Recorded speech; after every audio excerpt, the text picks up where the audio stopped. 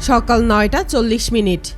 আরব আমিরাতে থাকা আমেরিকার আল দাফরা এয়ারবেজের প্রতিদিনের মতোই স্বাভাবিক কার্যক্রম শুরু হয়েছে। বিশাল এই সামরিক ঘাঁটিতে এখন ব্যস্ততা ধীরে ধীরে বাড়ছে। কোথাও যুদ্ধবিমান উড্ডয়নের প্রস্তুতি নিচ্ছে, কোথাও সৈন্যদের সকালের প্যারেড চলছে, রানওয়ের পাশে সামরিক যান চলাচল করছে। সবকিছু দেখে মনে হচ্ছিল এটি আর 10টা সাধারণ দিনের মতোই একটি সকাল। ঘাঁটির ভেতরে রাডার কন্ট্রোল রুমে তখনও নিয়মিত কাজ চলছিল। অপারেটররা একের পর এক তথ্য পরীক্ষা করছিলেন এবং আকাশসীমার বিভিন্ন অংশের দিকে নজর রাখছিলেন। বাইরে থেকে দেখলে সবকিছু একেবারেই শান্ত, কিন্তু তারা তখনও জানতেন না যে কয়েক ঘন্টার মধ্যে তাদের সামনে এমন একটি পরিস্থিতি আসতে যাচ্ছে যা কারো চিন্তাতেও নেই। আল দাফরা থেকে অনেক দূরে ইরানের দক্ষিণাঞ্চলের বন্দর লেঙ্গেহ ও কিশ দ্বীপের সামরিক ঘাঁটিগুলোতে সকালের কাজ শুরু হয়েছে আরও অনেক আগেই। সেখানে 3টি যুদ্ধবিমান প্রস্তুত করা হচ্ছিল। মাটিতে থাকা ক্রুরা বিমানগুলোর বিভিন্ন অংশ পরীক্ষা করছিলেন। পাইলটরা ককপিটে বসে শেষবারের মতো প্রস্তুতি নিচ্ছিলেন। রাডার কন্ট্রোল রুমে তখন ব্যস্ততা আরও বেড়ে যায়। 3টি বিমানকে দক্ষিণ দিকে পাঠানোর প্রস্তুতি নেওয়া হচ্ছিল। কিছুক্ষণের মধ্যেই রানওয়ে থেকে একে একে যুদ্ধবিমানগুলো আকাশে উঠে গেল। বিমানগুলোকে 260 কিলোমিটার দূরে আরব আমিরাতে আমেরিকার ঘাঁটির কাছাকাছি পৌঁছাতে হবে।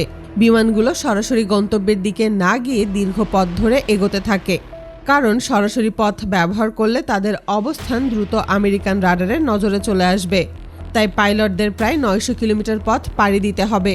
তারা পাহাড়ি এলাকা ও সমুদ্রের কাছাকাছি দিয়ে তুলনামূলক নিচু উচ্চতায় উঠছিল।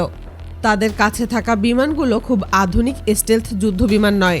এই যুদ্ধবিমানগুলো আমেরিকার তৈরি করা F-5 সিরিজের যুদ্ধবিমান। 1965 থেকে 1970 সালের মাঝামাঝি সময়ে ইরান আমেরিকার থেকে এই সিরিজের বেশ অনেকগুলো যুদ্ধবিমান কিনেছিল। তারপর থেকেই ইরান এগুলোকে তাদের মতো করে মডিফাই করে আরও কিছুটা উন্নত করার চেষ্টা করেছে। কিন্তু সমস্যা হলো এগুলো পুরনো নকশার বিমান, যেগুলো রাডারে ধরা পড়ার সম্ভাবনা তুলনামূলক বেশি। তবে এই যুদ্ধবিমানকে এমনভাবে তৈরি করা হয়েছিল যেন নিচু উচ্চতায় উঠতে পারে। 2 ইঞ্জিন থাকার কারণে এটি প্রায় 1700 কিলোমিটার প্রতি ঘন্টা বেগে চলতে পারে। পাইলটরা জানতেন কম উচ্চতায় উড়লে পাহাড়, বড় গাছ এবং সমুদ্রের ঢেউ রাডারের জন্য কিছুটা সমস্যা তৈরি করতে পারে। এই যুদ্ধবিমান যথেষ্ট হালকা, তাই এটাকে খুব সহজে নিচু উচ্চতায় চালানো যায়। কিন্তু সমস্যা হলো এই 900 কিলোমিটার পুরো রাস্তা জুড়ে এই নিচু উচ্চতায় ওড়ার কোনো সুযোগ নেই। তাদেরকে মাঝে মাঝে উচ্চতা বদলাতে হচ্ছিল। সবচেয়ে বড় চিন্তার বিষয় ছিল আমেরিকার রাডার। ইরানের আকাশসীমা পার হওয়ার পর বিমানগুলো আমেরিকার রাডারে ধরা পড়ে যেতে পারে। আমেরিকার সামরিক ঘাঁটিতে বিভিন্ন ধরনের রাডার ব্যবহার করা হয়। এর মধ্যে প্যাট্রিয়েট এয়ার ডিফেন্সের সঙ্গে থাকা MPQ-65 ধরনের রাডারও রয়েছে। এসব রাডার আকাশে থাকা বিমান ও অন্যান্য লক্ষ্য খুঁজে বের করার জন্য ব্যবহার করা হয়। এগুলো প্রায় 400 কিলোমিটার এলাকার মধ্যে থাকা ক্ষুদ্র বস্তুকেও স্ক্যান করতে পারে। আমেরিকার এই বেজে আরও বড় রাডার ব্যবস্থা রয়েছে, যেগুলো কয়েক হাজার কিলোমিটার দূর পর্যন্ত আকাশের দিকে নজর রাখতে পারে। পাইলটরা প্রায় মাটি থেকে 100 ফুটের মতো নিচু উচ্চতায় উড়ার চেষ্টা করছিল। এদিকে আমেরিকার রাডার কন্ট্রোল রুমে হঠাৎ কিছু অস্বাভাবিক সিগন্যাল দেখা গেল। রাডার অপারেটররা তাদের স্ক্রিনে কয়েকটি সিগন্যাল দেখতে পেলেন।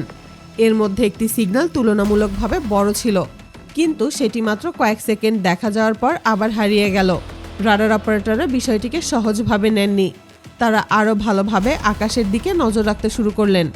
এরপর ঘাঁটিতে থাকা আকাশ প্রতিরক্ষা ব্যবস্থা প্রস্তুত রাখা হয়। আমেরিকার কাছে থাকা প্যাট্রিয়ট এয়ার ডিফেন্স সিস্টেম এমন একটি ব্যবস্থা যা আকাশে থাকা শত্রুর বিমান বা অন্য কোনো লক্ষ্য খুঁজে বের করে সেটিকে আটকানোর জন্য ব্যবহার করা হয়। এই ব্যবস্থা থেকে ছোড়া মিসাইল 4000 কিলোমিটার প্রতি ঘন্টা বেগে চলতে পারে। এর কিছুক্ষণ পর প্যাট্রিয়েট সিস্টেম থেকে পরপর 2টি ক্ষেপণাস্ত্র আকাশে ছুটে যায়। অন্যদিকে ইরানের রাডার কন্ট্রোল রুম থেকে ইরানের পাইলটদেরকেও সতর্ক করা হয়। তাদের নিচু উচ্চতায় থাকতে বলা হয়, কারণ অনেক নিচু দিয়ে উড়লে পাহাড় এবং গাছপালার কারণে মিসাইলকে ফাঁকি দেওয়া সহজ।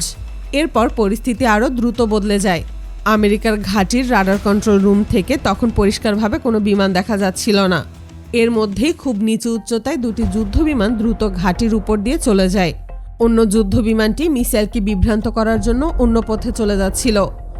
ঘটনার কয়েক ঘন্টা পর বিভিন্ন আন্তর্জাতিক প্রতিবেদনে বলা হয় আমেরিকার একটি সামরিক ঘাঁটিতে কিছু ক্ষয়ক্ষতি হয়েছে। তবে ঠিক কী কারণে ক্ষয়ক্ষতি হয়েছে, কতটা ক্ষতি হয়েছে এসব বিষয়ে বিস্তারিত তথ্য তখনও প্রকাশ করা হয়নি। এই ঘটনার পর পুরো বিশ্ব বুঝতে পারে মাঝে মাঝে পুরনো যুদ্ধবিমান সামরিক মহলে বড় ধরনের পরিবর্তন নিয়ে আসতে পারে।